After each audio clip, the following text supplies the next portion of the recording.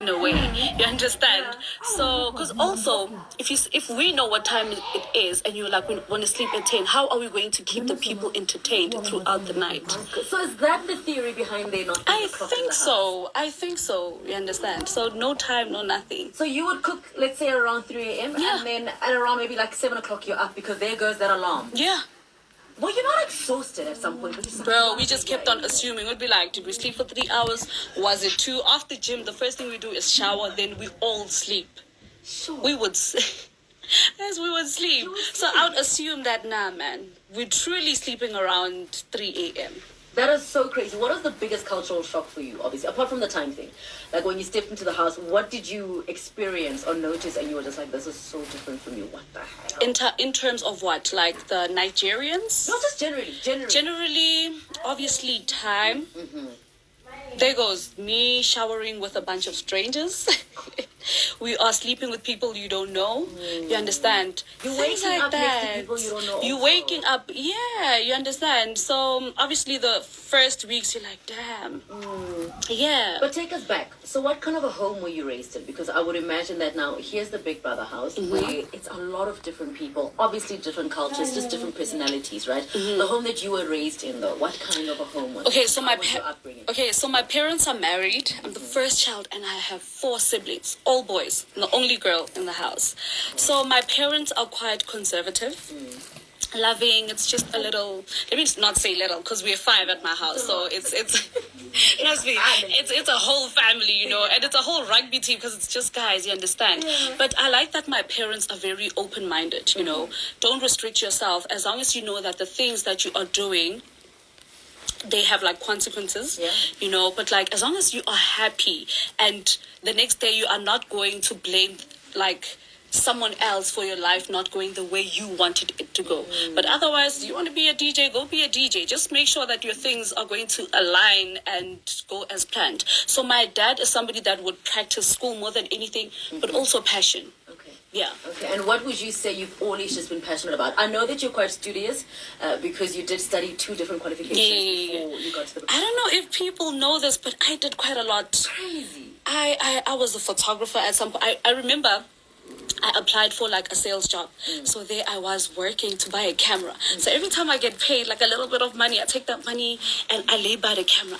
Just take my money. I paid for that camera on a monthly basis, you understand? Finally I get my camera, I'm doing all these content creating things and stuff like that. There was a moment where I was hustling. I wanted to get into interior design. I even opened like a whole Instagram page for like my business. I called it Simple, you know. What happened to that? What happened to Simple?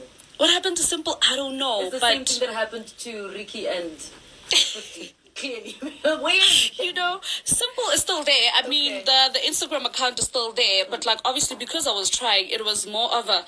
I would rather fail knowing that I've tried. Yeah. There was a moment where I was making beaded bags for people. I hustled, man. I did a lot. I was doing modeling at some point, you know, freelancing.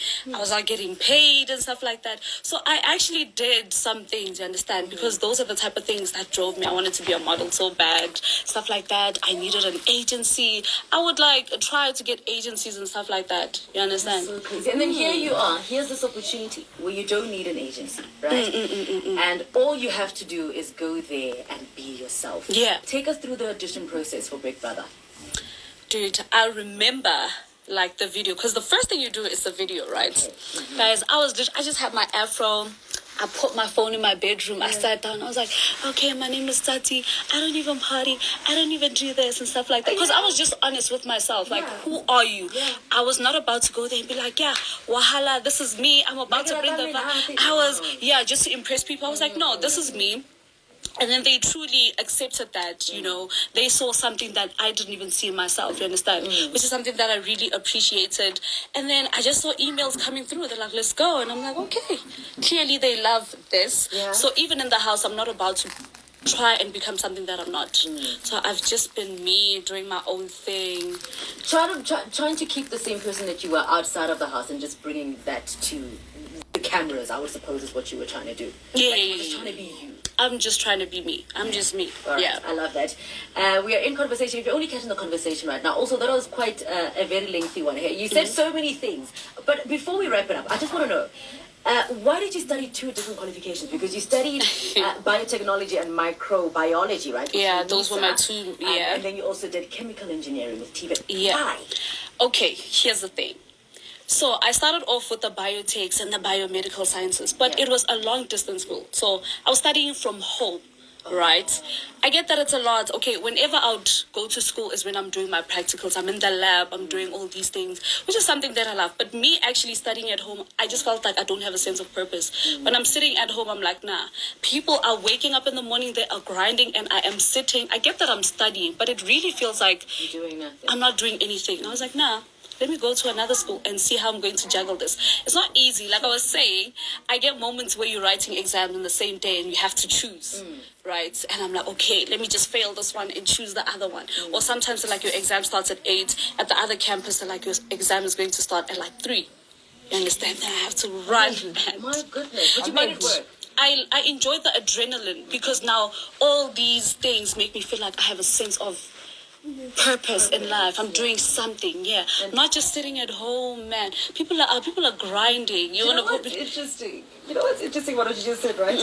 When you're doing all of this and you're doing all the running, you didn't know that at some point you're going to be sitting in a house for 30 days, basically doing nothing, You can't go which to was something store. that I was running away from. Oh my goodness! See how crazy life is. It is. I know, right? It is. Oh my goodness. You tuned into Why? We're in conversation with the Big Brother Titans, second runner-up at Tsatsii Wendy Madiba. Alright, we're going to be chatting to her until 1 o'clock. We're going to take calls at some point.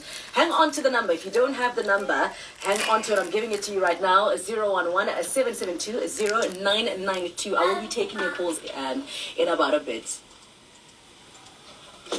Playing the music you need. It's Why. Love this. Yay. Fun, fun, fun.